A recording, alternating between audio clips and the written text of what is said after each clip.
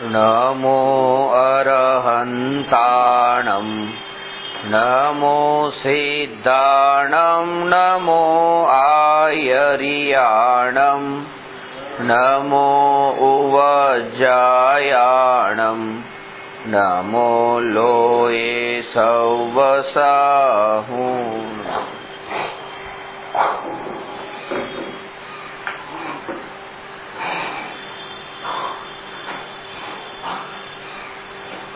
પ્રશ્ન નંબર 342. ધરતીકંપ તથા સુનામી થવાનું ખરું કારણ શું?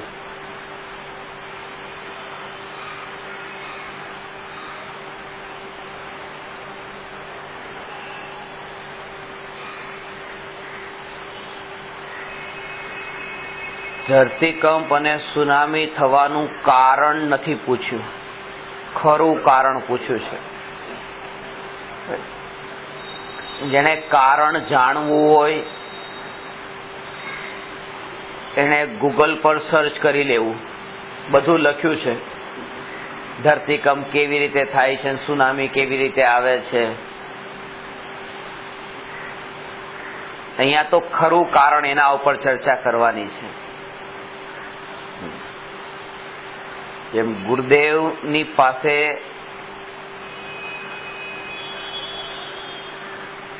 એક લાકડી હતી તો ગુરુદેવ હંમેશા જે જીવ આવે એને એમ કહેતા, આમ લાકડી ઊંચી કરી. આ કોણે ઊંચી કરી?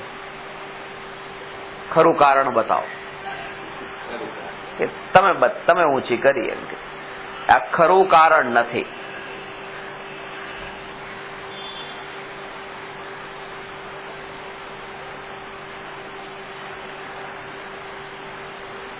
આ લાકડીના પરમાણુની પોતાનામાં તે જે ક્રિયાવતી નામનો ગુણ છે, એ ક્રિયાવતી ગુણની કારણે એ લાકડી પોતે એક સ્થળેથી બીજા સ્થળે એ રીતે ગતિ કરે છે. અને અજ્ઞાનીને કર્તૃત્વ બુદ્ધિ પોતાના ઉપર એવી છે, એટલા માટે કર્તૃત્વ બુદ્ધિનો ભાવ છે બે દ્રવ્યને સ્વતંત્ર રૂપે દેખવા વાળી દ્રષ્ટિ પ્રગટી નથી.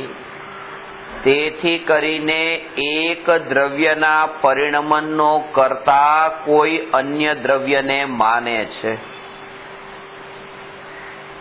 એટલે લાકડીના જે પરમાણુ છે એ પરમાણુના ગતિરૂપી કાર્યનો કરનાર એ આ શરીરને કે કોઈ જીવને માને છે કે એના થકી આમ થયું.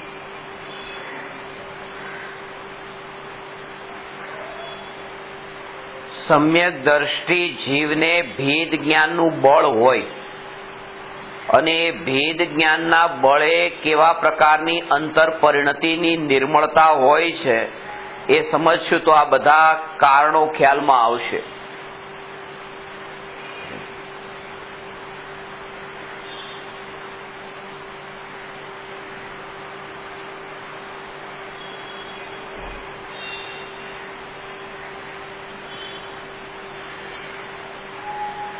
ચૈતન્ય સ્વભાવની નિત્યતાના બળે જે કંઈ પણ શરીરાદિના આ કાર્યો થાય તો શરીરાદિના પરમાણુ, આ જે બહારના સંયોગોના પરમાણુ એ સહજ રૂપે જ્ઞાનની પર્યાયમાં જ્ઞાનીને પણ જણાય છે. પણ જ્ઞાનીને આ દેહના પરમાણુ ક્ષેત્રને લીધે જે નજીક અને દૂરના ભેદ હતા એ સ્વભાવથી જાણતા એ ભેદ ટળી ગયા. આનો ભાવ શું છે કે તમે મારી નજીક બેઠા છો, તમે દૂર બેઠા છો, ને સામે રહેલી ખુરશી તો એનાથી દૂર છે. આ જે દ્રષ્ટિ છે કે આ નજીક, આ દૂર, આ એનાથી દૂર, એનાથી દૂર, એ રીતે સમ્યક દર્શન પ્રગટ થવાનો અર્થ એ છે કે દૂર અને નજીક એવા ભેદ શ્રદ્ધાનમાંથી દૂર થઈ ગયા.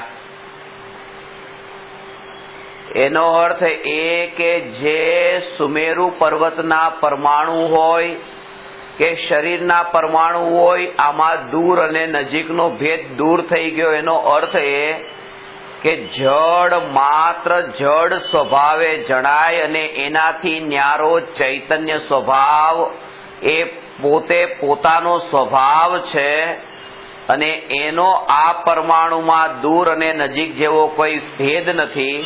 બધું જ પર છે. એવી જે ભેદ જ્ઞાન રૂપ સહજ પરિણતિની નિર્મળતા, આવી જે નિર્મળતા જે છે એ નિર્મળતા જ્ઞાનીને છે. એટલે જ્ઞાનીની દ્રષ્ટિમાં જગતના પરિણમનનું ખરું કારણ જ્ઞાનીને જ ખબર છે. અજ્ઞાનીને વાચા જ્ઞાન હોય પણ એ પરિણમન જે છે પરિણમનમાં દ્રઢ પ્રતીતિ ન હોય.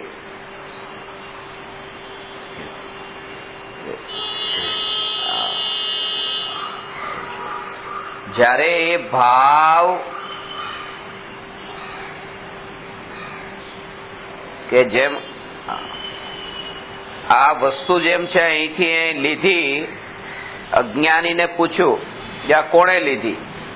અજ્ઞાનીએ લીધી તો અજ્ઞાનીએ કીધું કે આ જે કાગળ જેમાં ક્રિયાવતી નામનો ગુણ, ક્રિયાવતી નામના ગુણની વર્તમાનમાં ગતિ પર્યાયની એવી યોગ્યતાથી આણે ગતિ કરી, આવો જવાબ આપે.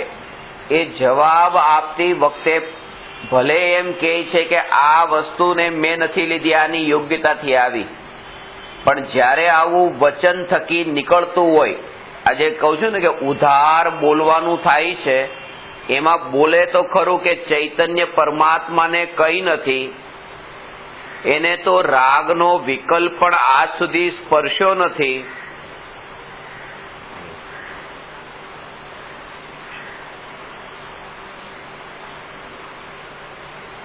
તો આ પરમાણુ ચૈતન્યને કેવી રીતે સ્પર્શ્યા? આ હાથમાં એ પરમાણુનો આમ પ્રત્યક્ષ સંયોગ થયેલો દેખાતો હોય, પણ ચૈતન્ય તત્વ એ જે નિરાળું તત્વ છે, એ નિરાળું તત્વ એનામાં જેટલું એ જે એકત્વ કે આજ હું, એ સિવાયના કોઈ પરમાણુ માત્રમાં પણ ક્યાં એકત્વ નથી. અજ્ઞાનીને જયારે એમ કહે કે આ એની યોગ્યતાથી ગતિ કરે છે એમ બોલે, ત્યારે આ પરમાણુ એની યોગ્યતાથી ગતિ કરે આમ જે બોલે આને સ્વતંત્ર બતાવે છે, પણ બોલવા રૂપ જે ક્રિયા થઈ, આ ક્રિયાનો કરનારો પાછો હું છું, હું બોલી રહ્યો છું. આ કોણ બોલે છે? હું બોલું છું. એટલે જ્યારે તમે ક્યારેય પણ નિશ્ચયના સિદ્ધાંતોને બોલો છો ત્યારે અંતરમાં એ ભેદ જ્ઞાન વર્તી રહ્યું છે. એ ભેદ જ્ઞાન વર્તતું હોય તો બોલેલું પણ એ સાર્થક છે.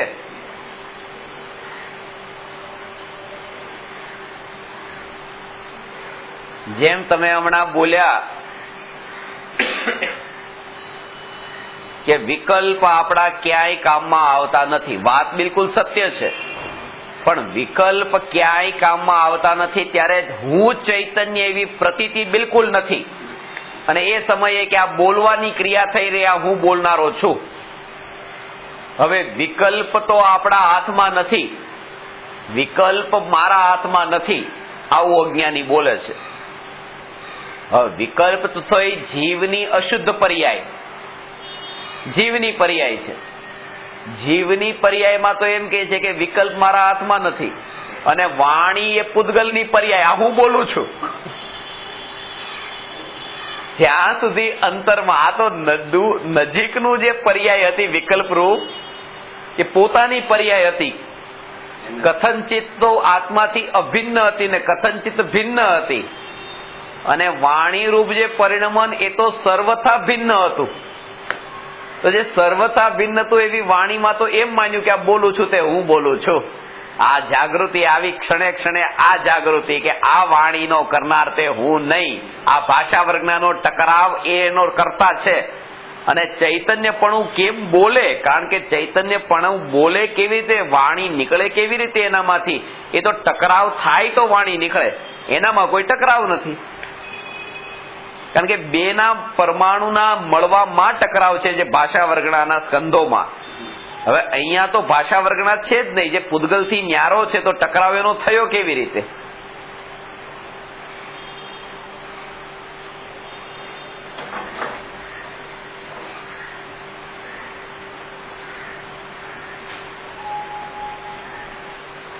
આ સળંગ ધ્રુવતા, સળંગ ધ્રુવમાં પણ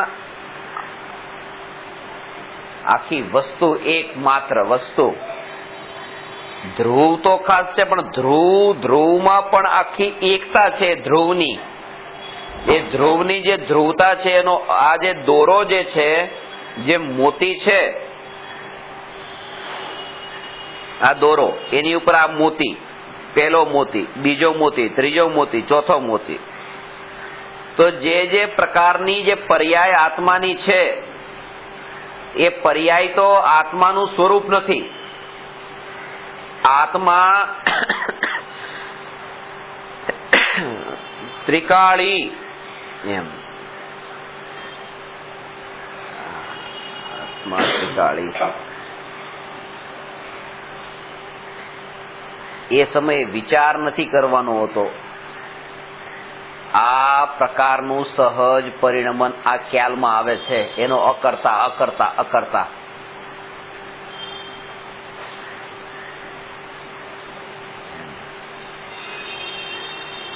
આ ભેદ જ્ઞાનની ધારા. હું ભગવાન આત્મા, હું ભગવાન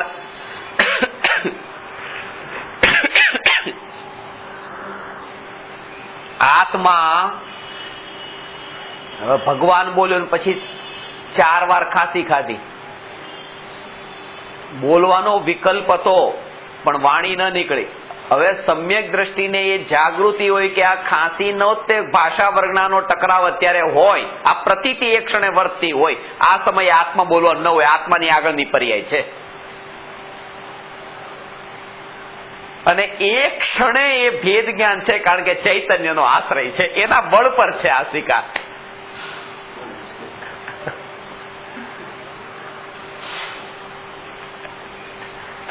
આખો એને તો જેને આખો સંસારનો પૂરેપૂરો જે રસ છૂટ્યો છે ને ત્યારે જ થાય છે આ, નહીં તો નથી થતું. પણ આ સાંભળશે તો આગળ ધીરે ધીરે થશે, ક્યારેક થશે. કારણ કે આ સાંભળતા તો એમ લાગે કે એક એક સમયની જે એ સહજ સ્થિતિ, અને એક ક્ષણ પણ એવો નહીં કે જેમાં બેહોશી વર્તી હોય.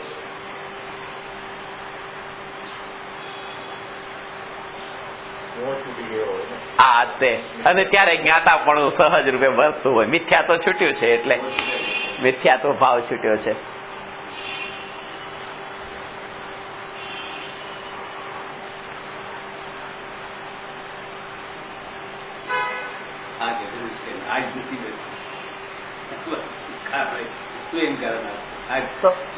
બાકી બોલવામાં તો થઈ જાય, બધું થઈ જાય, પણ અંદર જે પરિણામ એ નથી.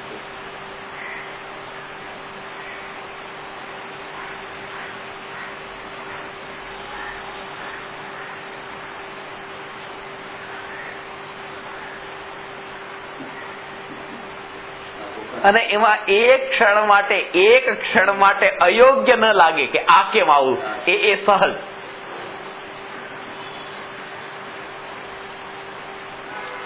એ સહજ છે.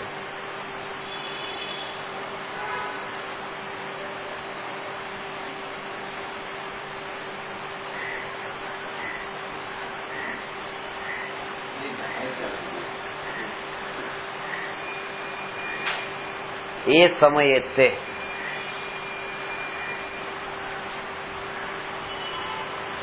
2 વર્ષ પહેલા અહીંથી સિંગાપુર ગયો, સામાન ચેકિનમાં મૂક્યો હતો ને એ સામાન મારો પહોંચી ગયો લંડન. એર ઇન્ડિયાની ફ્લાઇટ હતી, અને તમને તો ખબર છે એર ઇન્ડિયાની ફ્લાઇટ એટલે શું. મને એમણે સમાચાર આપ્યા કે તમારો સામાન લંડન થી ફ્લાઇટમાંથી હવે આ સિંગાપુર આવવાનો છે.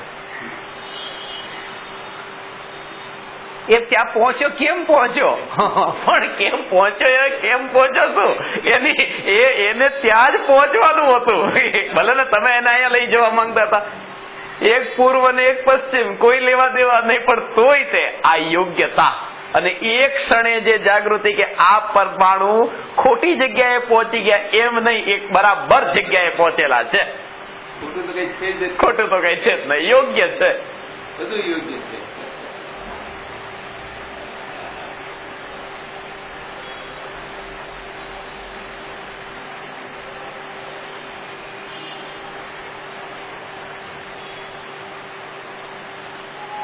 અને એ દિવસે ત્યાંથી પ્રોગ્રામ કરીને હતો મલેશિયાનો પ્રોગ્રામ. એક જ દિવસમાં ત્યાંથી જતું રહેવાનું હતું. એના કારણે તેને સામાન ન આવ્યો તો 3 દિવસ પછી સિંગાપુર રોકાવું પડ્યું. એ રોકાવું પડ્યું નહીં, એ રોકાવાનું થયું હતું, એ યોગ્યતા હતી. તો એ જીવોની યોગ્યતા હતી. એને છેલ્લે લેવાનો હતો વારો, પેલો વારો આવી ગયો. અને એ લોકોએ ઘણી રિક્વેસ્ટ કરી હતી કે પેલા અમારું લઈ લેજો, કારણ કે પછી અમારું વેકેશન પડશે, અમે બહાર જતા રહેવાના છીએ. પણ આ બધા નિમિત્તો છે, બાકી તો યોગ્યતા જીવની જેમ હોય ને બધું સહજ રૂપ પરિણમન. એક ક્ષણ માટે પણ, એટલા માટે એને આશા નથી. આશાનો અર્થ એ છે કે કોઈ અપેક્ષા જ એવી ઊંડી નથી, કારણ કે એમાં સુખ બુદ્ધિ નથી. એને પર જાણ્યું ને અપ્રયોજનભૂતની કેટેગરીમાં જાણ્યું.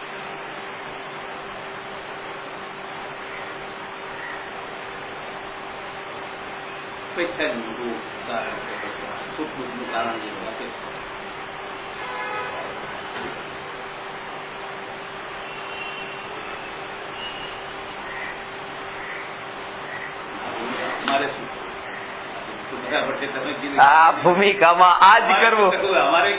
તરવાનું શીખવું છે, એ પણ તો તરવા માટે શું કરવું? તરવા માટે તરવું. સીધી વાત છે કે તરવાનું શીખવું હોય તો તરવાનું જ કરવાનું હોય, કે બીજું તો કરાય નહીં.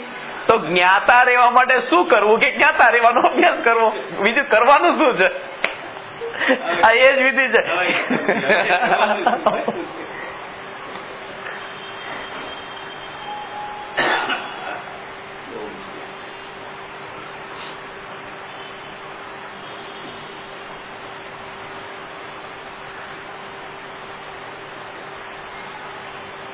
ધરતીકંપમાં મકાન પડી જાય છે,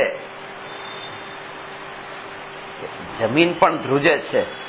એટલે કે કોઈ કે શેષ નાગની ફેણ ઉપર આ જે વિશ્વ ટકેલું હતું ને ફેણ હલાવી એને નીચેથી, એટલે પછી પૃથ્વી હલે કે ન હલે? એમાં ખરું કારણ હું કઉ છું.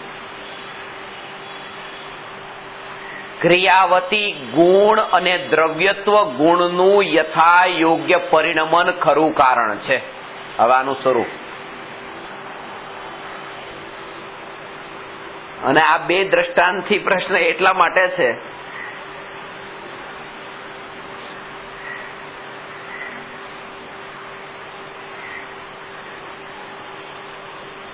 કે 2001 ગુજરાતનો ધરતીકંપ, 2004 ઇન્ડોનેશિયાનું સુનામી, આ બે મેં પ્રત્યક્ષ એ જ જગ્યા ઉપર અનુભવ્યા છે. એટલે આ પ્રશ્ન કર્યો તો ત્યારે આ યાદ આવ્યું હતું કે આ ખરું કારણ આનું શું? આપણા વિકલ્પ ક્યાંય નથી આવતા.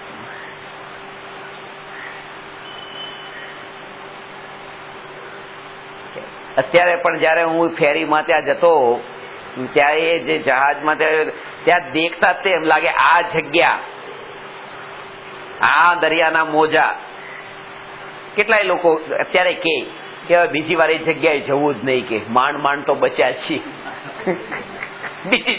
બીજી વાર ત્યાં જવું નહીં. અરે બીજી વાર ત્યાં જવું નહીં, 10 વર્ષમાં 1 વર્ષ પણ છોડ્યું નથી છેલ્લા કે ત્યાં ન ગયો. આ તો આપણી કલ્પના છે.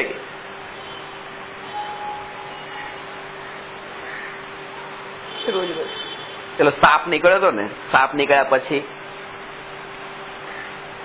મને ઘરમાં એમ કે હવે અહીંયા કોઈને સાથે સુવરાવા એવું કરું રૂમમાં, અથવા તો પછી આ રૂમમાં ઊંઘું ને હવે થોડા દિવસ. મેં કીધું રોજ રોજ થોડા આવે છે, ગઈકાલે આવ્યો તો ગયો કે આજે થોડો આવવાનો છે. આપણે એ જે અંદરનો ભય બેસી જતો હોય છે ને, ભયના કારણે એ નથી નીકળતું, કારણ કે જીવવાની ઈચ્છા પડેલી છે કે જીવવું છે. અને ખાસ એ કે આ દેહ હું છે, આ મારું જ સ્વરૂપ છે. એટલે તે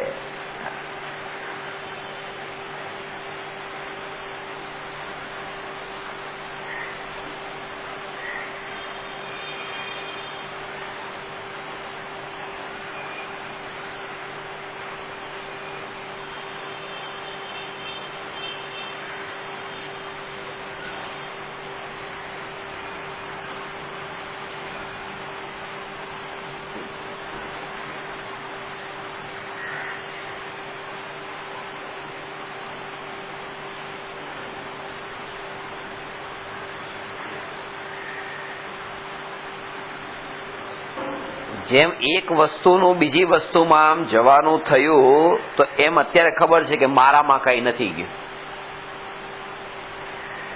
આટલું જુદાપણું ખ્યાલમાં આવે છે ને, આ જુદાપણું ત્યાં થયું. આવી જ જાગૃતિ જયારે ભોજન પેટમાં જાય ત્યારે રહે છે એમ કે આ પારકી વસ્તુ હતી ને પારકામાં ગઈ, આ પારકી વસ્તુ પારકામાં ગઈને ચૈતન્ય નિરાળો એ જ હું, આમાં હું ક્યાંય નહીં. આ વિચાર આવે અને એ ભૂમિકામાં શું થાય છે આ બધું સમજવા જેવું છે. કે આત્માની અનુભૂતિમાં અમુક અમુક વિષય એવો છે, વિકલ્પમાં આવ્યું છે.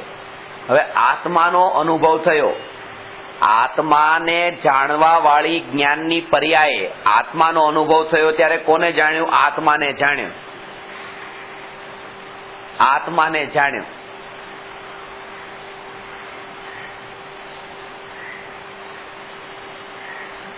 આત્માને જાણવાના કાળે શું થયું? અતિન્દ્રિય સુખ પ્રગટ થયું. આ થોડી વાત સમજજો. અતિન્દ્રિય સુખ શું છે? પર્યાય છે કે દ્રવ્ય છે? પર્યાય પ્રગટ થઈ અતિન્દ્રિય સુખની. હવે જ્ઞાનની પર્યાય ત્રિકાળી ધ્રુવ ભગવાન આત્મા, અને આ જ્ઞાનની પર્યાય ત્રિકાળી ધ્રુવ ભગવાન આત્માને જયારે જાણે ત્યારે જે પ્રગટ થઈ, આ જ્ઞાનની પર્યાય જયારે ત્રિકાળી ધ્રુવ ભગવાન આત્માને જાણે ત્યારે સુખ ગુણની પર્યાય પ્રગટ થઈ. હવે સુખ ગુણની પર્યાય આનંદ અનુભવ થયો ને, સુખનો અનુભવ થયો. એ સુખની પર્યાય પ્રગટ થઈની ખબર કોને પડી? જ્ઞાને. તો જ્ઞાન આત્માને જાણતું હતું કે સુખને જાણવા ગયું હતું? જો આત્માને જાણતું તો આની ખબર જ કેમ પડે? અને જો સુખને જાણવા ગયું હતું તો આત્મા ઉપરથી દ્રષ્ટિ હટી ગઈ, તો પછી સુખ રહ્યું ક્યાં? આ પ્રશ્ન સમજવા જેવો છે અને અનુભૂતિ માટે બહુ ઉપયોગી છે. આ અભ્યાસ કરજો, ખ્યાલમાં આવશે. સુખ તો પર્યાય છે કે અતિન્દ્રિય સુખ, એવો આનંદનો અનુભવ થયો હતો. અને જ્ઞાની પણ કહે છે, વર્ણન પણ કરે છે કે આત્માની અનુભૂતિ જયારે પ્રગટી ત્યારે આનંદના સાગર ડોલતા હતા, એવો આત્માનો અનુભવ થયો. નાળિયેરનો ગોળો જેમ છૂટો પડ્યો એવી રીતે આ ચૈતન્ય પરમાત્મા જુદો અનુભવમાં આવ્યો. અતિન્દ્રિય સુખની ધારા વહેતી હતી, એવું વર્ણન તો કર્યું. તો એ વહેતી હતી, ધારા વહેતી, ધ્યાન ક્યાં હતું? આત્મામાં હતું કે આ ધારામાં હતું? એટલે વાત એ છે, સમજાણું ને?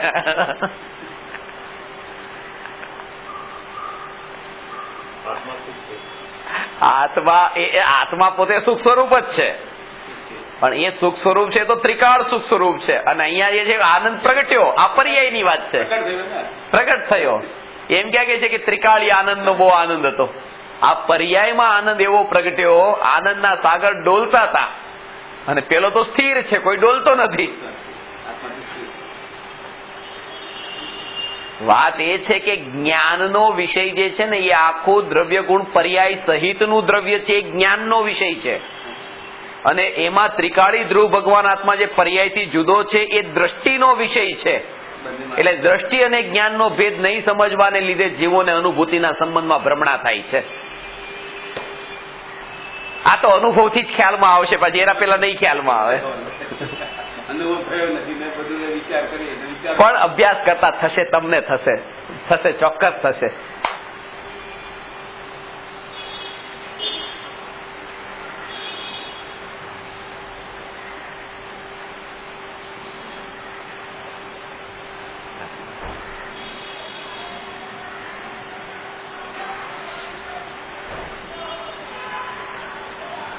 એટલે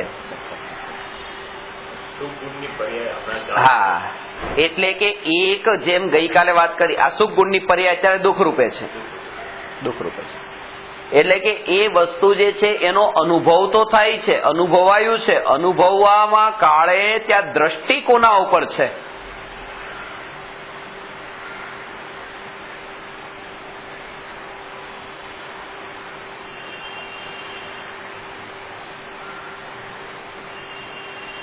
જેમ અત્યારે ધનનો ઢગલો પડેલો હતો અને એ ધનનો ઢગલો મળ્યો, તો મળતા તે જે આનંદ આવ્યો એ બહુ સારું.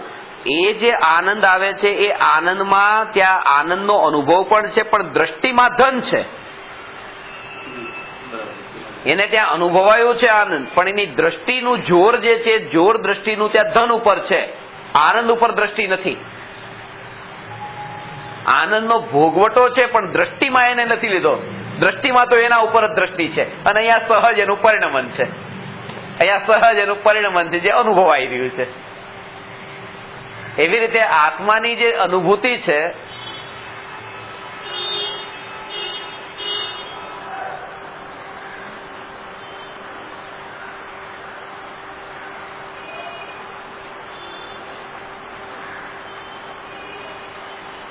એમાં દ્રષ્ટિ અને જ્ઞાન વચ્ચેનો જે ભેદ, એટલે કૃપાળુ દેવે આત્મસિદ્ધિ શાસ્ત્રમાં ત્રણેય ઉપર જોર આપ્યું છે. તમે ગાથા જે એટલું રહસ્ય છે. નથી દ્રષ્ટિમાં આવતો, નથી જણાતું રૂપ, બીજો પણ અનુભવ નહીં, તેથી ન જીવ સ્વરૂપ. શિષ્યનો જે પ્રશ્ન છે, શિષ્યની શંકા હતી. દ્રષ્ટિમાં આવતો એટલે દ્રષ્ટિ, નથી દ્રષ્ટિમાં આવતો એટલે દર્શન, નથી જણાતું રૂપ એટલે જ્ઞાન, અને બીજો પણ અનુભવ નહીં, આ ચારિત્ર. અને એ ત્રણેય નથી એટલા માટે જીવ હોતો નથી.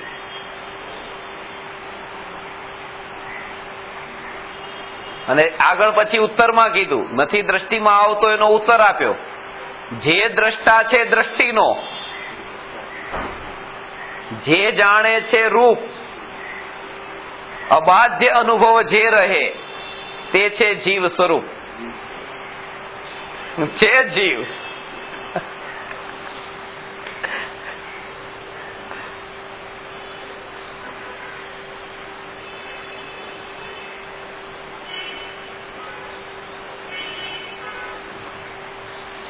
ધરતીકંપ ને સુનામીમાં ક્રિયાવતી ગુણ અને દ્રવ્યત્વ ગુણ બે ઉપર જોર આપ્યું છે. ક્રિયાવતી ગુણ 6 દ્રવ્યમાંથી 2 દ્રવ્યમાં છે, જીવ અને પૂતગલ. અને દ્રવ્યત્વ ગુણ 6 દ્રવ્યમાંથી 6 દ્રવ્યમાં છે.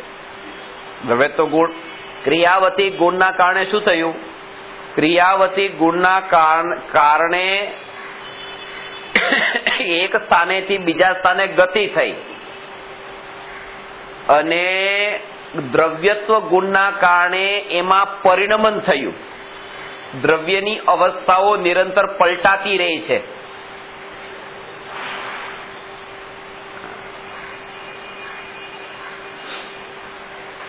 એટલે ક્રિયાવતી ગુણથી જે પરિણમન થાય છે એમાં દ્રવ્યત્વ ગુણ પાછો છે, ક્રિયાવતી ગુણમાં મળેલું છે.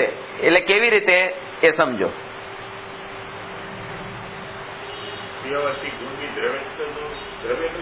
હા, કારણ કે એ પણ એક ગુણ છે ને, ક્રિયાવતી ગુણ. અને ગુણની જે પર્યાય છે એ પર્યાય નિરંતર એક સરખી ન રહે, પલટાતી રહે.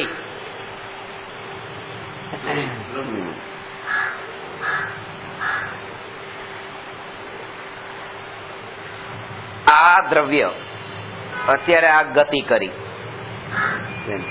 આ ગતિ કરી, તો આમાં જે વાત કરીએ છીએ ને, આ ક્ષેત્રની વાત કરીએ છીએ. ક્રિયાવતી ગુણ ક્ષેત્રથી સંબંધિત વાત બતાવે છે અને દ્રવ્યત્વ ગુણ કાળથી સંબંધિત વાત બતાવે છે.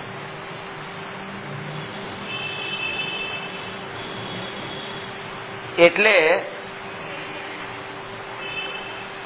અહીંથી જેમ દેવલાલી ગયા તો આ 9 વાગે અહીંથી નીકળ્યા અને 12 વાગે ત્યાં પહોંચી ગયા. તો 9 વાગે નીકળ્યા અને 12 વાગે પહોંચ્યા, તો આ જે 9 પછી 9:15 9:30 એવી રીતે આગળ આગળ જે ગતિ થઈ રહી છે, તો આ જે ગતિ છે આ એક પરિણમન, આ એક એનો બદલાવ આવી રહ્યો છે. અને બીજું કે 9 વાગે મુંબઈમાં હતા અને 12 વાગે દેવલાલીમાં છે, તો આટલું પરિવર્તન આવ્યું. અને બીજું એ કે 9 વાગે શરીર જેટલું વૃદ્ધ નતું, 12 વાગે 3 કલાક ગરડું થયું. આ બદલાવ આવ્યો. એટલે એક તો ક્ષેત્ર વાળો બદલાવ અને એક અહીંના ને અહીંયા અંદરમાં થતો બદલાવ.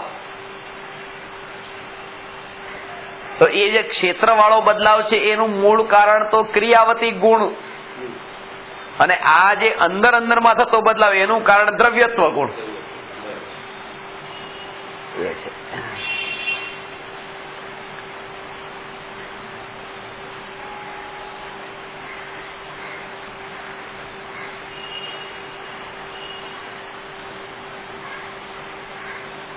એટલે ધરતીકંપમાં ક્રિયાવતી ગુણને કેમ લીધું કે જ્યારે એ ક્રિયાવતી ગુણના કારણે જે મકાનો જે આમ થાય છે, આ ક્રિયાવતી ગુણ. અને આ દ્રષ્ટાંત એટલે લીધું છે કારણ કે આનાથી સ્વતંત્રતા ખ્યાલમાં આવે છે.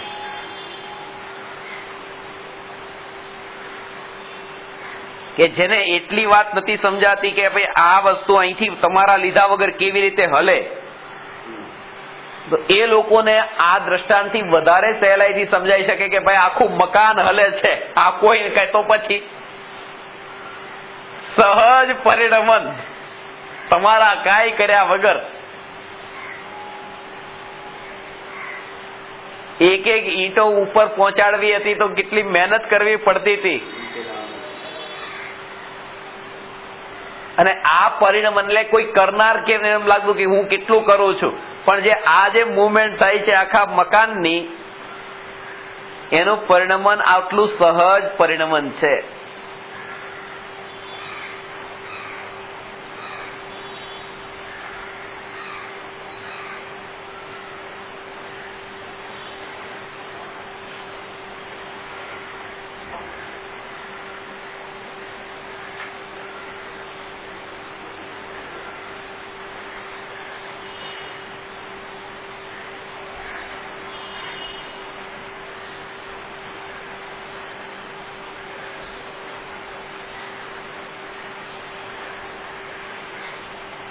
આના ઉપરથી આત્મા માટે શું સમજવું?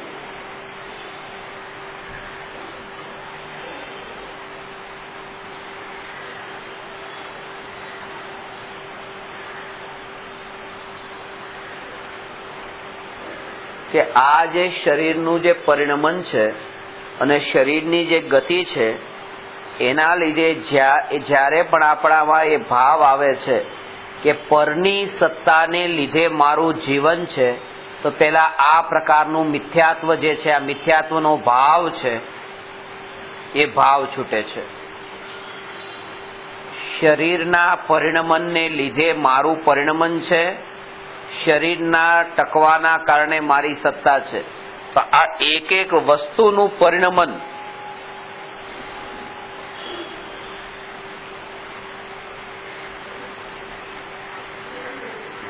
અને કોઈ એનું સંચાલન કરનાર નથી, કોઈ એવો વિકલ્પ નથી. આ સહજ અને નિમિત્તની અપેક્ષાએ કર્મના ઉદયના નિમિત્તથી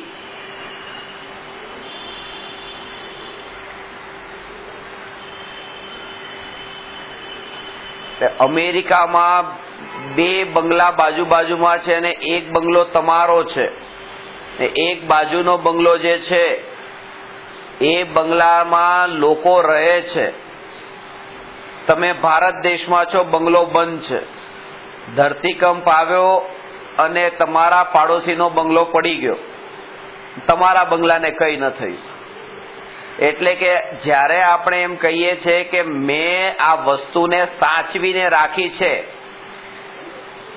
અને મારી બુદ્ધિ, મારા વિકલ્પો એ વસ્તુને સાચવવામાં કારણ બન્યા છે, કહે છે કે જ્યારે તમારો અહીંયા ભારત દેશમાં રહીને પણ પુણ્યનો ઉદય ચાલતો હોય તો ત્યાંના બંગલાને કંઈ ન થાય.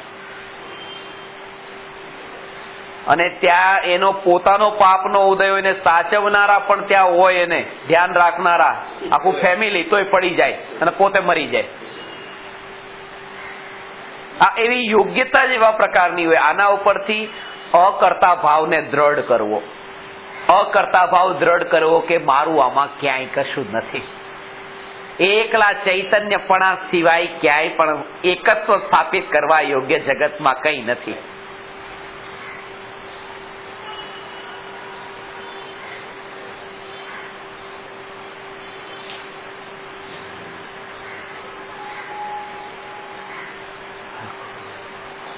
આખું એક દ્રવ્યમાં, એક દ્રવ્યની અંદર એના જે ગુણો છે, એક ગુણ દ્રવ્યમાં પૂરી રીતે વ્યાપીને પોતાનું કાર્ય કરે છે. એટલા માટે જે જ્ઞાન ગુણનું કાર્ય જાણવાનું છે એ આખા દ્રવ્યમાં વ્યાપીને કાર્ય કરે છે. કેરીમાં જે મીઠાશ છે એ મીઠાશ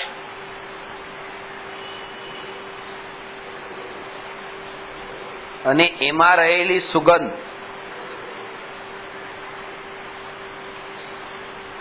એ બે એક છે કે અલગ અલગ છે? તો આમ દેખીએ તો એક છે. કેમ એક છે? કારણ કે એમ કોઈ કહે કે મીઠાશને અહીંયા રહેવા દો અને સુગંધને બીજા સ્થાને લઈ જાઓ, તો એમ નહીં જઈ શકે. આ દ્રષ્ટિએ તો એ જે મીઠાશ અને એની સુગંધ એ બંને એક જ છે, અલગ અલગ નથી. અને આમ અલગ અલગ છે એટલા માટે, કારણ કે જો નાક બંધ કરી દેવામાં આવે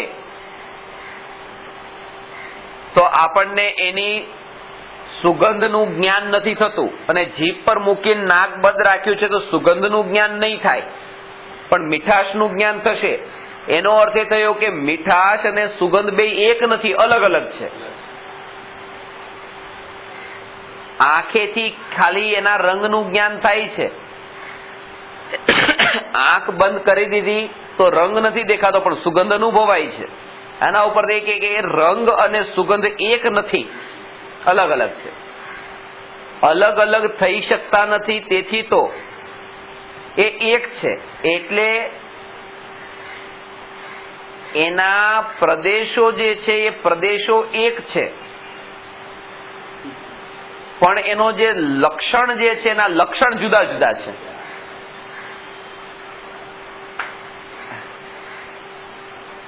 આવું સ્વરૂપ છે. આ જ્ઞાનના અને આ દર્શન, ચારિત્ર એ બધા એ એક જ પ્રદેશ પર છે, અભેદ છે, અખંડ છે. પણ તેમ છતાંય તે જ્ઞાનનું કાર્ય સ્વતંત્ર છે અને દર્શનનું કાર્ય સ્વતંત્ર છે. એક ગુણ આખા દ્રવ્યમાં વ્યાપીને પોતાનું કાર્ય કરે છે.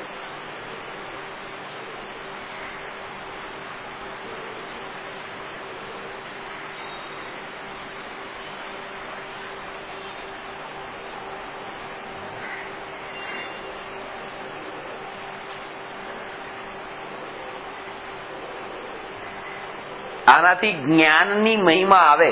આ જ્ઞાન સ્વરૂપ જ્ઞાન તો છે, જાણવા રૂપ કાર્ય કરે છે, પણ પર જ્ઞેયોની રુચિ ને લીધે પર સંબંધી જ્ઞાનમાં જ એટલી તન્મયતા ને સુખ બુદ્ધિ છે.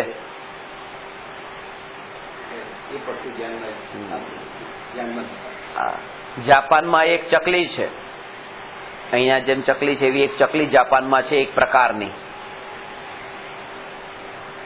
ધરતીકંપ થવાનો હોય એના 24 કલાક પહેલા એ ચકલીને ખબર પડી જાય ધરતીકંપ થવાનો છે.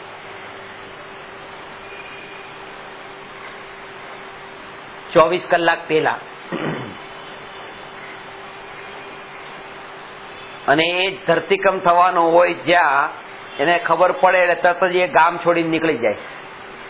અને જયારે ગામમાં ચકલી ન દેખાતી હોય ત્યારે લોકો એ ગામ છોડીને નીકળી જાય કે ખબર પડી જાય કે કઈ ગડબડ છે. અત્યારે હજી પણ એવું થાય છે. મનુષ્ય એ એટલી શોધ કરી છે મશીનોથી કે વધારે 2 કલાક કે 2.5 કલાક પહેલા મશીનોથી ખબર પડે કે ધરતીકંપ થવાનો છે. એનાથી વધારે હજી મનુષ્યને નથી. પણ આ પક્ષી જેવા પક્ષીને પણ આ રીતે, આનો અર્થ એ સમજવાનો કે ક્ષયોક્ષમ જ્ઞાન, આ જે આપણે કહીએ છીએ જ્ઞાન કેટલું છે.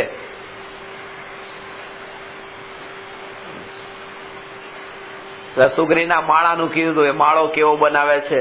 વર્લ્ડ ટ્રેડ સેન્ટરનો જે એન્જિનિયર છે, એન્જિનિયરને કહીએ કે આવો માળો બનાવી દે, તું તો માળો નહીં બનાવી શકે, જે પેલું પક્ષી બનાવી નાખે છે માળો. અને એ પાછો તણકલાથી કેવી રીતે અલગ અલગ કરીને ગોથીને આવી ગોઠવાઈને કેવા, તો આ જ્ઞાન જ છે. અને એ જ્ઞાન જે છે પર માટે વપરાઈ રહ્યું છે. એ જ જ્ઞાન જયારે સ્વને જાણે છે કે આ જ્ઞાન માત્ર તે હું. આ તો ભેદ. જે પક્ષીઓ ત્યાં નળ સરોવરમાં આવે છે, પરદેશથી છે, આફ્રિકાથી ત્યાં આવે છે, તો એ બધા એને કોણ બતાવે છે? આકાશમાં તો કોઈ ત્યાં માઇલસ્ટોન નથી, કઈ નથી કોઈ, અને તોય તે પોતે એવી રીતે નેવિગેશન મેપ નથી. વિમાનમાં તો હજી એ છે, અહીંયા તો એ કેવી રીતે આવે આ જ્ઞાનનો ઉઘાડ? તો એ આટલું જ્ઞાન જે છે એ જ્ઞાનનો ઉઘાડ એટલો છે.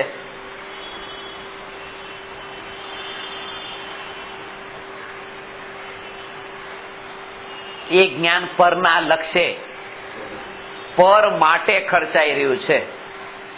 અને એની મહિમા છોડવી, આ પરના લક્ષ્ય જે ખર્ચાઈ રહ્યું છે જ્ઞાન, ક્યાંય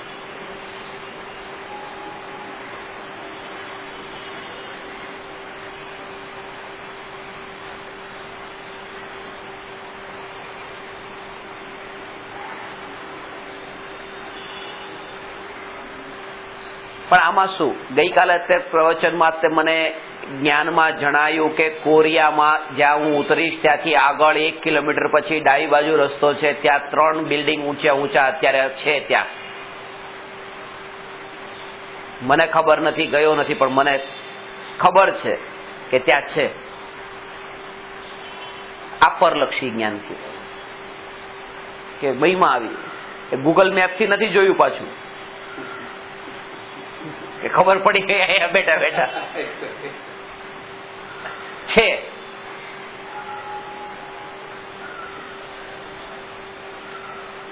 અને એક આ વાત કીધી, અને ત્યાં એ નીકળે એક આ વાત, અને બીજું એ કે હું ચૈતન્ય પરમાત્મા છું. આ જ્ઞાન લોકોનું ભીડ ક્યાં ભેગી થશે? જો શો કરવામાં આવ્યો હોય એવો પરલક્ષી જ્ઞાનની મહિમા જ વધારે છે. ખાસ ખાસ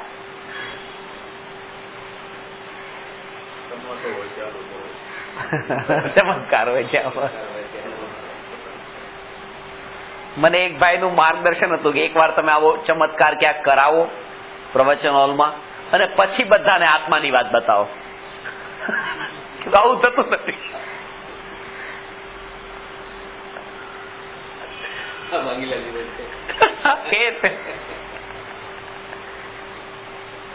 એક વાર કરો આવું, કે સ્ટેજમાં બોલાવો, 5-10 હજાર લોકો ભેગા કરો, શતાવધાનના પ્રયોગ કરો, દ્વિશતાવધાનના પ્રયોગ કરો.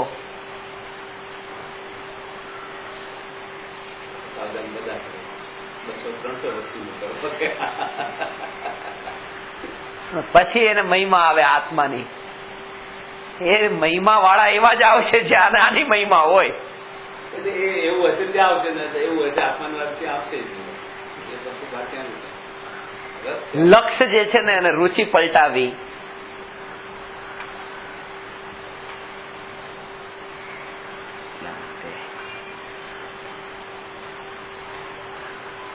ક્રમબદ્ધ પુરુષાર્થમાં જ આ દાખલો લખ્યો છે ગુજરાતના ધરતીકંપનો, કે આખું બિલ્ડિંગ પડી ગયું ને કાચની બોટલો સુરક્ષિત રહી, અને કેટલાય લોકો દબાઈને મરી ગયા. અત્તરની બોટલ ને એને કઈ ન થયું, કાચની. આ પરમાણુની સ્વતંત્રતા જ સમજો. અને ખરેખર વાત એ છે, તમને અહીંયા અત્યારે પૂછવામાં આવે કે પરમ ઔદારિક શરીરને પ્રાપ્ત એવા જે તીર્થંકર પરમાત્મા, જેમનું શરીર પરમ ઔદારિક થયું, આ બાદન નિગોદિયા જીવ રહિત જેમ 12મા ગુણસ્થાનમાં, તો એવું જે પરમ ઔદારિક શરીર, વજ્ર ઋષભ નારાજ સહનન, એવું મજબૂત શરીર, લોખંડી શરીર, અને એવા સમચતુરસ્ત્ર સંસ્થાન વાળું શરીર કે બિલકુલ શરીરનો આકાર પણ આપણી જેમ નહીં કે ઉપરથી જાડો પાતળો આમનામ હોય, આ તો ઉપરથી નીચે સુધી સ્ટ્રેટ એક જ સરખો સમચતુરસ્ત્ર. તો આવું જે છે એવું એ શરીર જે મહાવીર ભગવાનનું શરીર, એ બતાવો કે મહાવીર ભગવાનના શરીરના પરમાણુઓ ક્યાં છે. તો એના ઉપરથી એ વાત બતાવે છે કે તીર્થંકરોના શરીરના પરમાણુ પણ રજકણમાં ક્યાંય ફરે છે, ઓળખાતાય નથી. એમ આ શરીરના પરમાણુ તો હવે શું કેવા? જાગૃતિ.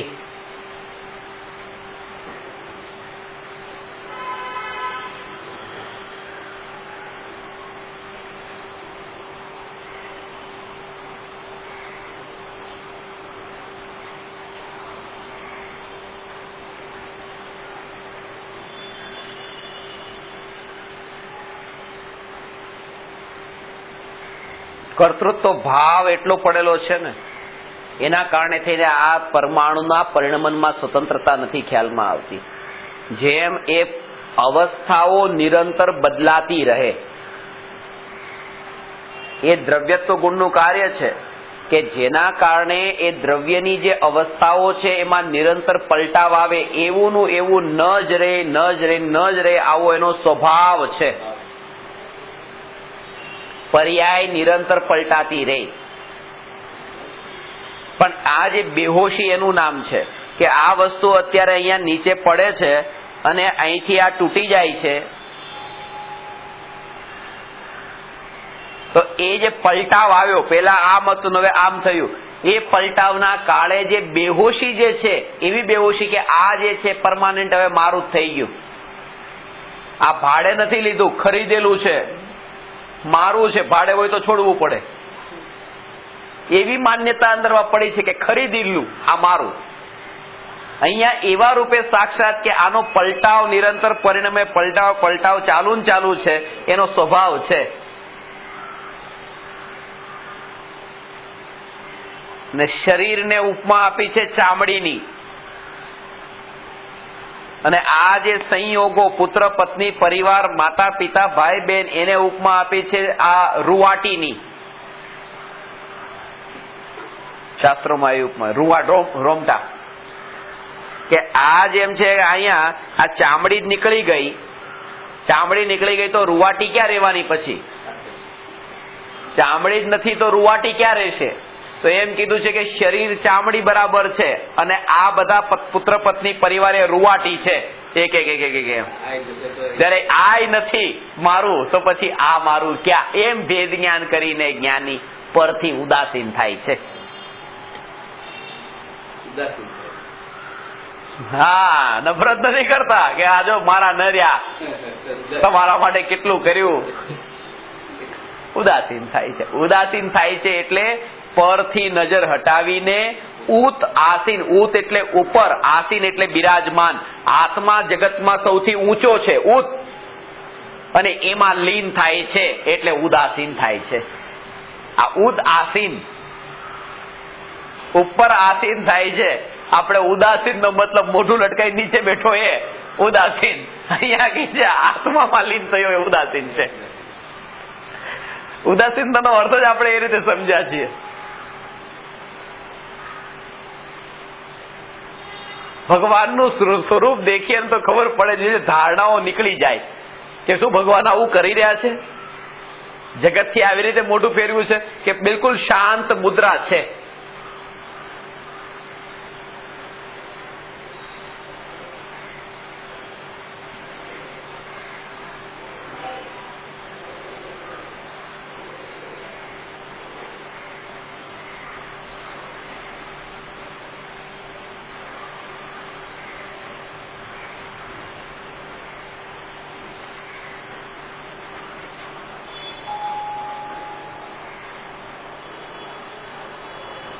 એટલા માટે અશુચિ ભાવનામાં સ્પષ્ટ કર્યું કે શરીર અશુચિમય છે, મલિન છે, અપવિત્ર છે, એ કાદવ કીચડ છે.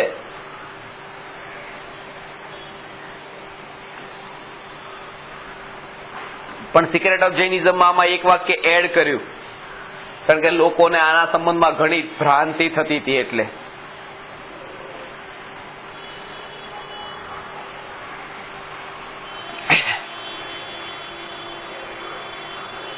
એ ભ્રાંતિ થતી હતી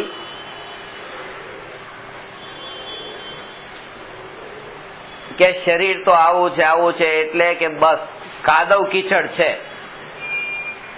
એટલે જેમ રસ્તામાં કાદવ કીચડ થયો હોય તો લોકો કે આ કાદવ કીચડ જોજો એટલે કે લોકો એમ કે બસ પોતાના કપડા સંભાળીને નીકળી જાવ, કાદવ છે. આ રીતે આનો અર્થ લઈ લીધો કે શરીર તો કાદવ કીચડ જેવું છે એટલે બસ શરીરથી બચો.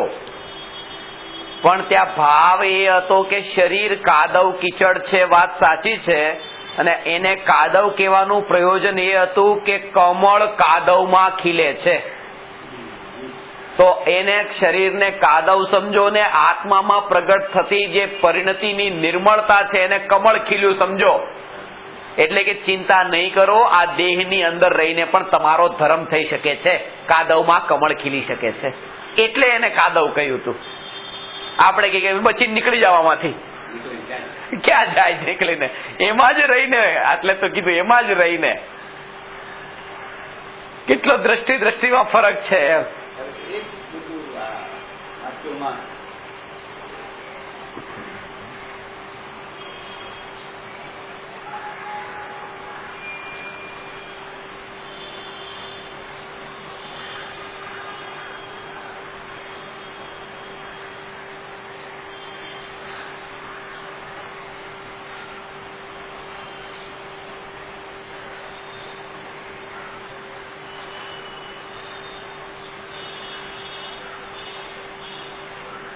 એટલે એ જ છે કે જે આપણે જે ભૂમિકા અંદરથી જ્યાં સુધી રાગનો ભાવ ન છૂટ્યો હોય ને ત્યાં સુધી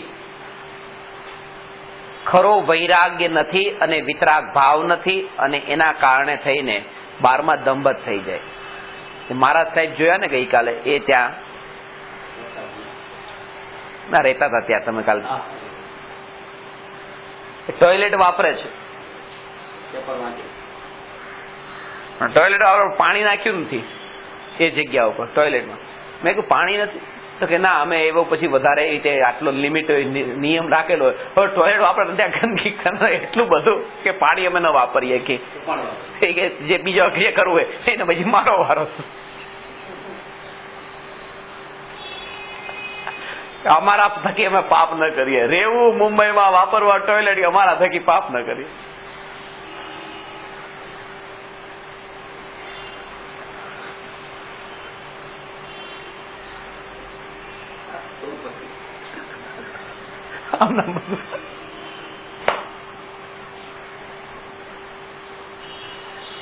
એટલે આ કીધું અંદરથી વૈરાગ્ય પ્રગટ્યો હોય ને તો જ તે આ બધા ચાતુર્માસ ને આ બધું એ કોને હોય છે. ભાવલિંગી સંતોનું જે સ્વરૂપ જે છે ને એ સમજાય તો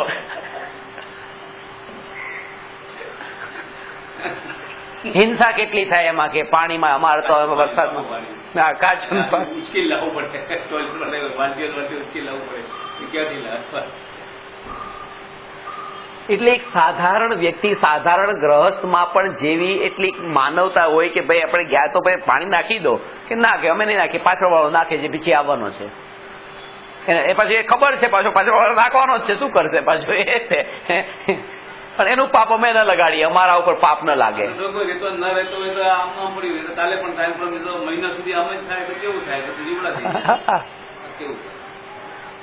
એટલે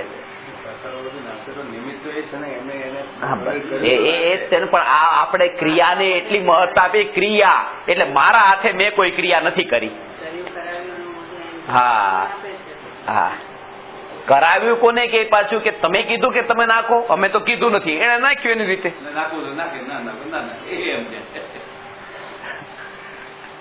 પણ એ ન ગમે પાછું. ક્યારેક જો પોતાને આવા પ્રકારનું ટોયલેટ મળ્યું હોય તો ન ગમે. જો ને એ તો ગ્રહસ્થ છે ને આવું કરતા નથી, અમે તો ચલો ઠીક ન કરીએ તરત જ એના ઉપર. ગ્રહસ્થ તો ગ્રહસ્થના નિયમોમાં રહેવું જ જોઈએ એમ. એમને જેવું જયારે ભરેલું હોય તો એ જ કહું છું ને, તો ન ચાલે પાછું. ત્યારે એવું જ્ઞાતા ભાવ ક્યાં રહે છે? પણ કોણ સમજાવે? કસાઈની મનતા હોય ત્યાં દેશ ના હોય. જ્યાં કસાઈ એનો મોડો પડ્યો હોય તો એને બે વાત ધર્મની કાનમાં કહેવાય, પણ એને કસાઈ ભાવ જ એટલો મોડો નથી.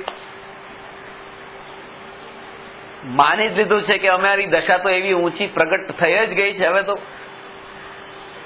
ગઈ વખતે વાત નથી કરી કે હવે તો અમને રસ જ નથી ભોજન. નહીં, પેલા સ્વીકાર કરો કે હજી રસ ઘણો પડેલો છે.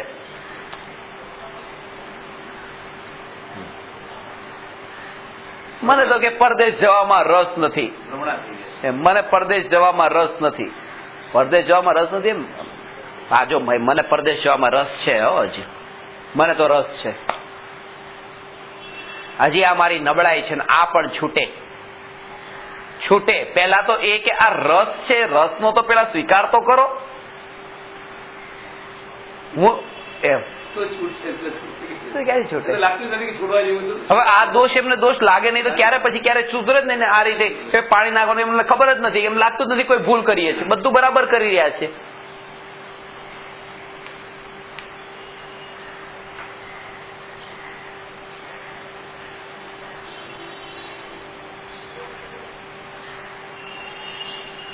એટલે વન વિહારી વગર આ મુનિપણું નું પાલન જે છે ને, સમજે ને, આ કેટલું સ્પષ્ટ ખ્યાલમાં આવે છે.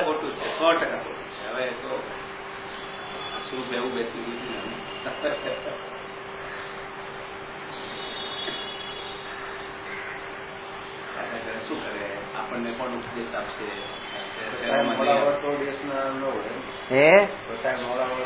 તો દેશના ન મળે એને એટલે મોડા હોય તો દેશના મળે, મોડા ન હોય તો ન મળે એમ.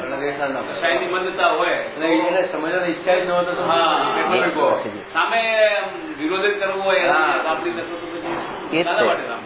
સંભળાવવું પણ તારા માટે એવા જીવન. એટલા માટે તો શાસ્ત્રોમાં આયા સુધી લખ્યું, હવે કોઈ મુસ્લિમ બકરાનો વધ કરે છે, તમે એના હાથમાં ચાકુ છે અને તમે એમ કહો કે તું ભગવાન આવું નહીં કર, તો પોતે પરમાત્મા એ સીધું ચાકુ લઈને તમારી પાસે આવશે. કારણ કે ભાવ તો અંદર એને પડેલો જ છે ને મારવાનો, એકને નહીં તો બીજાને મારશે.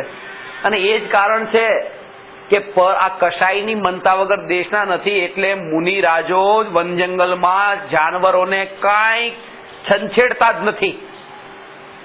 કેવી રીતે કે એક વાનો સિંહ છે બકરીને મારતો હોય, મારવા જતો હોય તો સાધુ એને એમ નહીં કે રોકશે નહીં, બકરીને બચાવશે નહીં. આ કામ સાધુનું નથી. આ વાત સમજવા જેવી છે. કારણ કે એને આ આત્માની વાત બતાવવા જાય, એનામાં કસાઈ મંદ ક્યાં પડ્યો છે?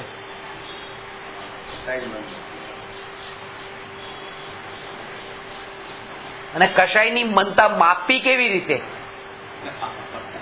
કે જ્યારે એને તત્વની વાત કહેવામાં આવે ત્યારે કોઈ વેર વિરોધ ન દેખાય, એનું રિએક્શન. એટલે સિંહના મોઢામાં માંસ હતું મહાવીર ભગવાનને સિંહની પર્યાયમાં, અને ચારણ રિદ્ધિધારી મુનિરાજોએ આવીને જયારે ઉપદેશ આપ્યો કે હે સિંહ, તો તરત જ રોકાઈ ગયો, હવે કઈ નહીં, બધું. અને એટલું ધ્યાનપૂર્વક ને એટલા કસાય ભાવ મોળા, અને કોઈ રિએક્શન નહીં સામે, એવું કે ના નથી સાંભળવું કે એમ. બસ આ જ પાત્રતા જીવની. સાંભળવાનો ભાવ આવ્યો છે એનું નામ જ વિશુદ્ધિ.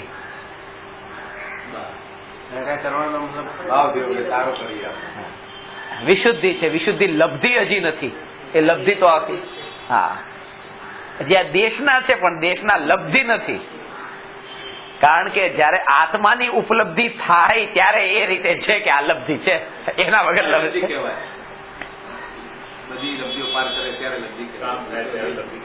કામ થાય ત્યારે. ઉપલબ્ધ ક્યાં થયું છે? ઉપલબ્ધિ ઉપરથી આ લબ્ધિ શબ્દ બન્યો. લબ્ધિ લબ્ધિ ઉપલબ્ધિ બેનો સંબંધ છે એમ, ઉપલબ્ધિ ને લબ્ધિ.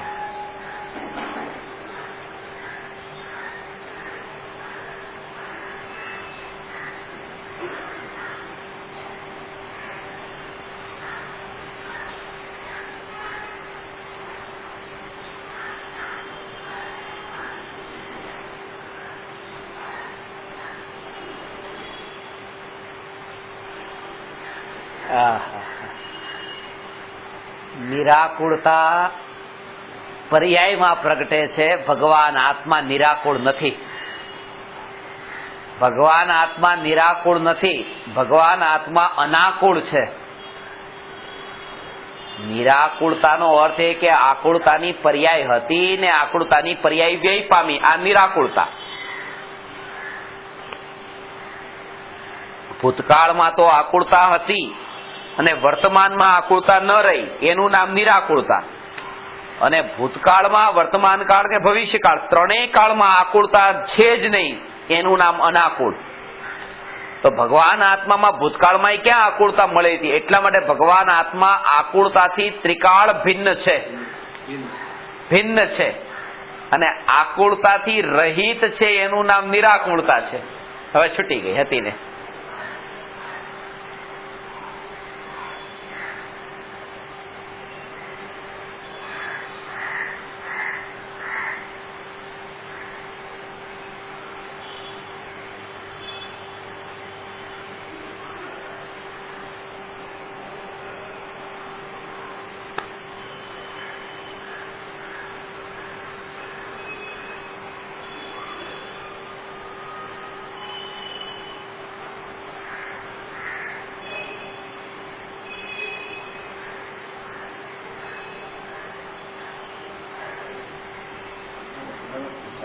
આહાર વિહાર ને નિહાર ત્રણે નથી હોતા.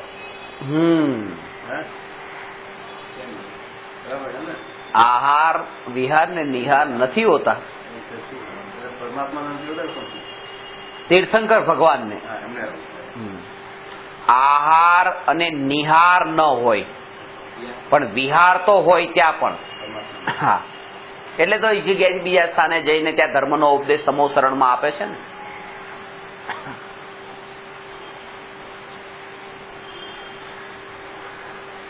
સાધુ મહાત્માનો જેવી છે આહાર એક વાર જ હોય.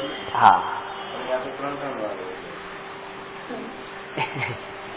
સાધુ મહાત્મા ની વાત કરીએ. સાધુ મહાત્મા થોડા છે.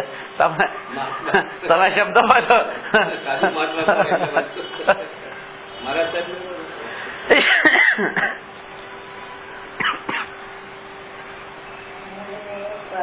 ચૈતન્ય ભગવાન આત્મા આયા. તમને કોઈ એમ કે તમારે કઈ કરવું નહીં અને તમે બીજાની ટીકા નિંદા કરો. કઈક તમારે કરવું હોય તો બરાબર છે, કરવું કઈ નથી, તમારાથી થતું કઈ નથી, અને જેનાથી થાય છે એના માટે તમે આમ કરો છો.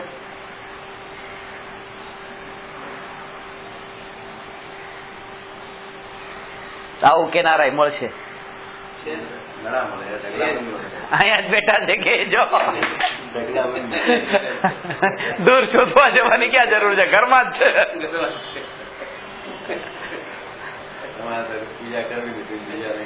જેમ કે ને મા બાપ તો તીરથ છે, ઘરમાં જ તીરથ છે, એવી રીતે આમાં શોધવા ક્યાં જવાનું છે? ઘરમાં જ છે.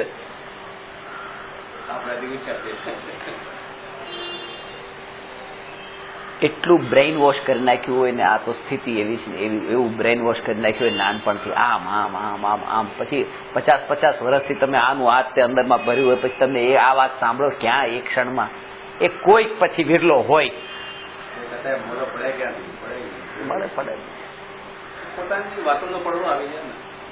પેલા કીધું કે બુધવાર ગુરુવારે પોટલી બંધ, બસ આ પોટલીઓ ચાલુ જ છે. આ બધું તો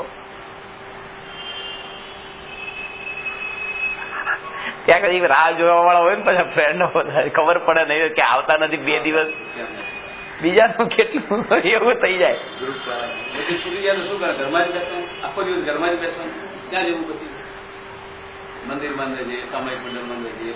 અને ખરેખર તો ધર્મ એમાં જ છે. આ અત્યારની ભૂમિકામાં વાત તો ખરી એ જ છે કે જે પણ મહારાજ સાહેબની કોઈ પણ ક્રિયા તમને દેખાતી હોય ને, એક જ વાત, આ વાત એની પર્યાયની અને દ્રવ્ય સ્વભાવથી એ પરમાત્મા જ છે.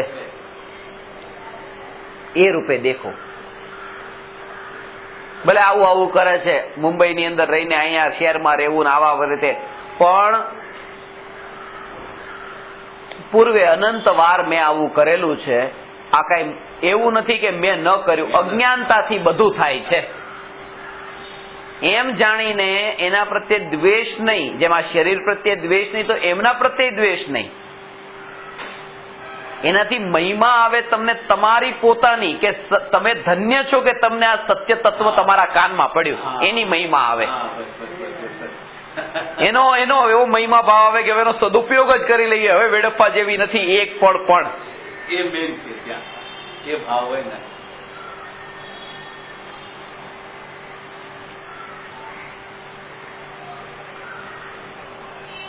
સાધુજી ભગવાન આત્મા જ છે ને.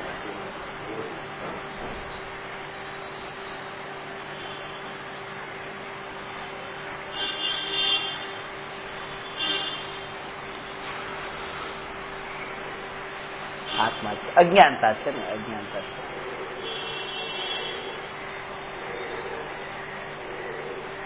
અને પર્યાયમાં દોષ છે, કોની પર્યાયમાં અત્યારે અહીંયા દોષ નથી.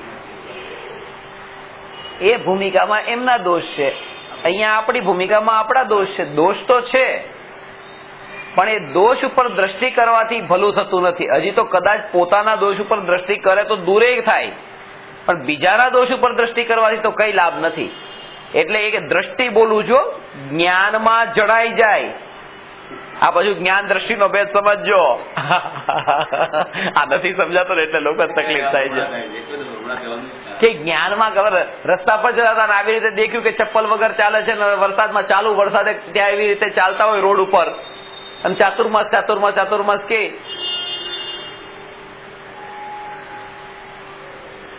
તો જ્ઞાનમાં તો જણાશે કે આંખ બંધ થોડી થઈ જશે. જ્ઞાનમાં એ ક્રિયા જણાશે. કારણ કે જ્ઞાનમાં ન જણાત જેટલા પ્રકારના 5 પ્રકારના મિથ્યાત્વ કયા, જે પ્રકારના 25 પ્રકારના કશાય કયા, તો એ જે બધા ભેદો બતાવ્યા એ મુનિઓએ બતાવ્યા ને, કે ગ્રહસ્થો ક્યાં ક્યાં ભૂલ કરે છે. તો જ્ઞાનમાં જાણ્યા વગર દોષ બતાવ્યા કેવી રીતે? તો જ્ઞાનમાં તો મુનિઓને પણ દોષ જણાય છે, પણ દ્રષ્ટિ એના ઉપર ન કરીને દ્રષ્ટિ માત્રિકાળી ઉપર દ્રષ્ટિ છે.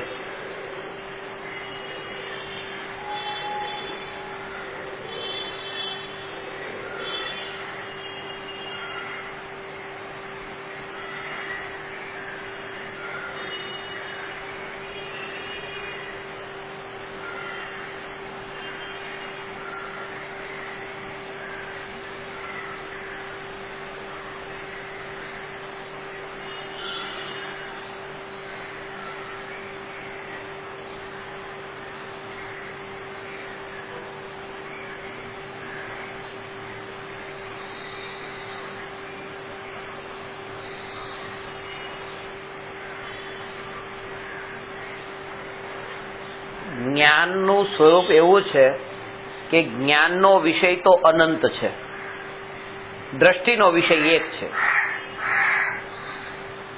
કેવળ જ્ઞાનમાં તો લોકાલોકના અનંત જ્ઞેય જણાય છે, તો એ જ્ઞાનનો વિષય થયો. જ્ઞાનમાં તો જ્ઞાનનું જ્ઞેય, જ્ઞાનનો વિષય તો લોકાલોક પણ બને, પણ દ્રષ્ટિ જે છે, દ્રષ્ટિનો વિષય એક નીચ ત્રિકાળી ધ્રુવ ભગવાન આત્મા છે, બીજો કોઈ નહીં.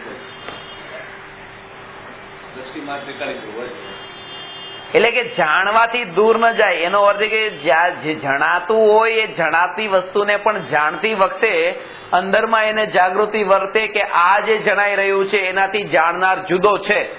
આ જે જ્ઞેયથી આ જ્ઞાન સ્વભાવી, ચૈતન્ય સ્વભાવી આત્મા નિરાળો છે, એ જાગૃતિ. દ્રષ્ટિનો મતલબ કે જેમાં એકત્વ કરવાનું છે તે. દ્રષ્ટિનો મતલબ કે જેને સુખનું કારણ માને છે તે દ્રષ્ટિ. જેને પ્રયોજનભૂત જાણ્યું તે દ્રષ્ટિ. એટલે જેમ પિતાનું દ્રષ્ટાંત આપ્યું હશે તમને કે પોતાની દીકરી માટે, પોતાના દીકરા માટે છોકરી શોધવા જાય તો એ ત્યાં એવી રીતે ગયા, કપડા પહેરેલા છે, કપડાની અંદર કપડા તો છે જ તે, પણ કપડાને દ્રષ્ટિમાં નથી લીધા. જ્ઞાનમાં તો કપડા જ જણાય છે, શરીર નથી જણાતું, પણ એની દ્રષ્ટિમાં શરીર છે કે દેખાવડી છોકરી છે કે કદરૂપી છે, કેવી છે, દ્રષ્ટિમાં છે. ના, વસ્ત્ર ઉપર દ્રષ્ટિ નથી, વસ્ત્ર જ્ઞાનમાં જણાય છે, એનો અર્થ એ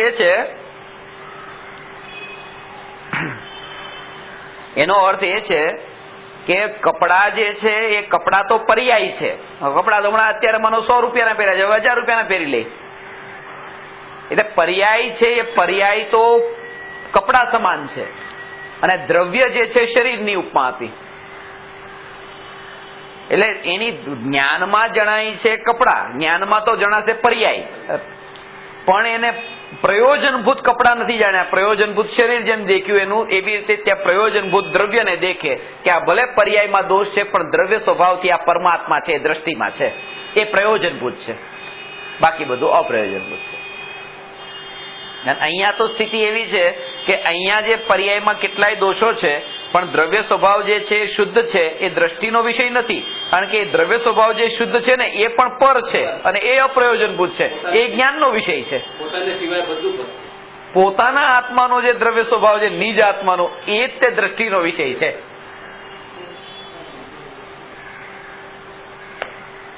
એટલે કે કેવળ જ્ઞાનની પર્યાયમાં લોકાલોકના 3 લોકમાં રહેનારા બધા જીવોના એના દ્રવ્ય સ્વભાવની શુદ્ધતા જ્ઞાનમાં જણાય છે ને. 3 લોકના અનંત જીવો જે છે, તો અનંત જીવો જે છે એની શુદ્ધતા જણાય છે, પણ એ દ્રષ્ટિનો વિષય નથી બનતો, એ પણ જ્ઞાનનો જ વિષય છે.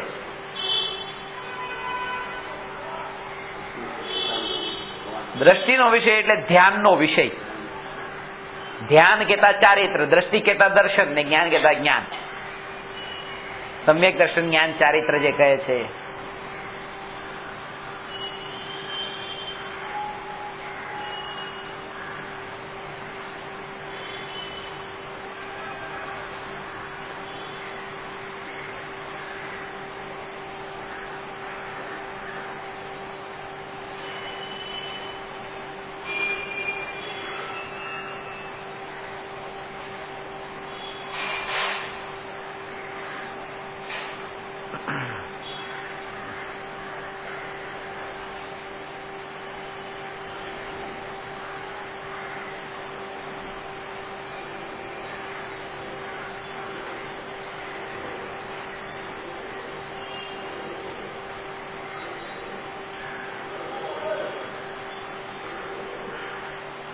અહીંયા હવે એક વાત કહે છે,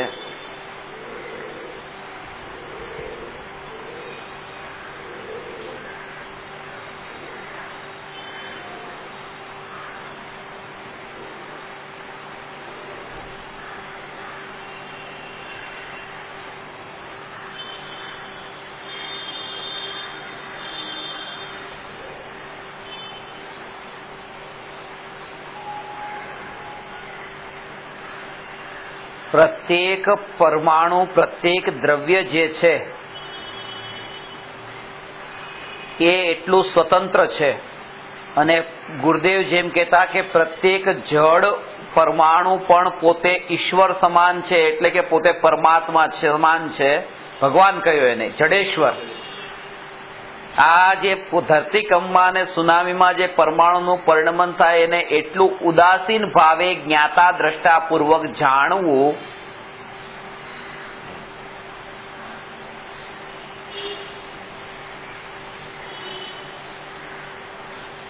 અને મને એ કારણોથી, એ પરિણમનથી મને કઈ થવાનું નથી.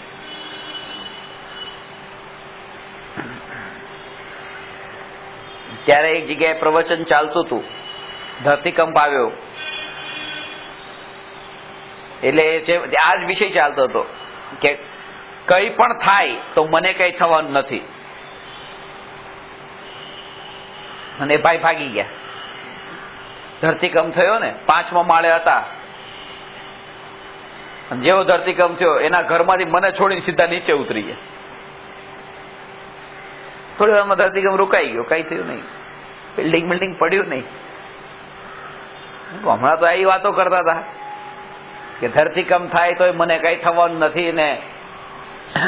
બરાબર છે, હું સાચું જ કહેતો હતો, કારણ કે મને ખબર હતી કે હું ભાગી જવાનો છું, એટલે મને કઈ થવાનું નથી.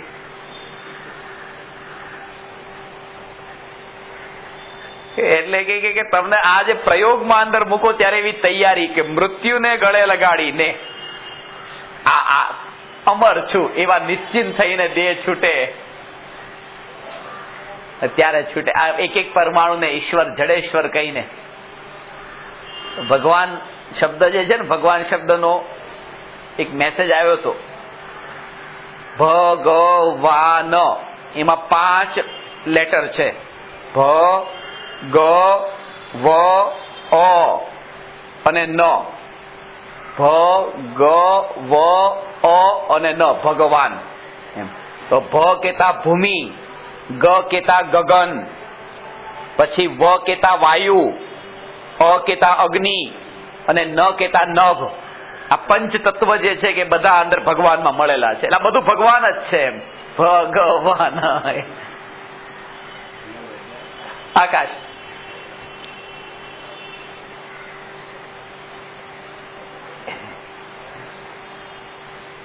એને ઈશ્વર કહીને એની પૂજા કરવાનું નથી કીધું, પણ ઈશ્વર કહીને એ કે એ પોતે જ એટલું સામર્થ્ય અને શક્તિશાળી છે કે એને પોતાના પરિણમન માટે કોઈ પરને આધીન થવાની જરૂર પડતી નથી. આ સ્વતંત્રતા જાણીને પોતાના પરિણામો પર વિચાર કરવો કે જ્યારે જળના પરમાણુનું પરિણમન જળ થઈને પણ જો સહજ થાય છે તો અહીંયા જે રાગાદી વિકલ્પો પર્યાયમાં ઉત્પન્ન થાય એમાં પણ જે જ્ઞાન માત્ર જે ચૈતન્ય સ્વભાવ છે એ ચૈતન્ય સ્વભાવને એ રાગાદી વિકલ્પરૂપ જે પરિણમન એમાં ક્યાંય મળવાનું નથી અને જુદાપણું છે. અને એવું ચૈતન્યપણું એમાં જ એકત્વ સ્થાપિત થાય કે આ જ હું. ત્યારે આ દ્રવ્યની સ્વતંત્રતા સહજ રૂપે જ્ઞાનમાં જણાય છે. સ્વતંત્રતા આખું જગત કણ કણ સ્વતંત્ર છે ત્યારે સમજમાં આવે છે. આ રીતે 342મો પ્રશ્ન થયો વિશેષ.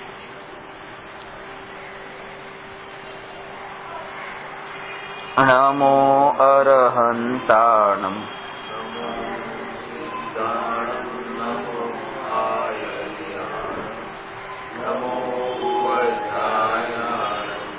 નમો સવ